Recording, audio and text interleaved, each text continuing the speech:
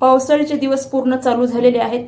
गंजगोलाईच्या पुढचा जो विभाग आहे डॉक्टर परमपूज्य डॉक्टर बाबासाहेब आंबेडकर जो चौक आहे त्या रोडवर गुडघ्या इतकं पाणी साचतं। ते हायवे असल्यामुळे 24 तास त्या ठिकाणी वाहन वाहतूक ही चालूच असते।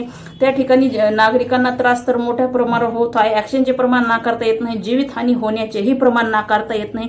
गेल्या 3 ते 4 वर्षापासून पूर्व भाग कृती समितीचे संस्थापक अध्यक्ष बाबासाहेब बनसोडे व जिल्हा अध्यक्ष दीपक गंगणे हे लगातार आयुक्ताला निवेदन देत आहेत की हा रस्ता दुरुस्त करा, या पाण्याची विल्हेवाट लावा, यामुळे जनताला खूप त्रास होत आहे। या ठिकाणी जनताचे हालाचे बेहाल वागण्यासाठी होत आहेत, पण आयुक्ताला जाग येत नाही। पण यावेळेस आयुक्ताला निवेदनही दिले जाणार नाही, कल्पनाही दिली जाणार नाही।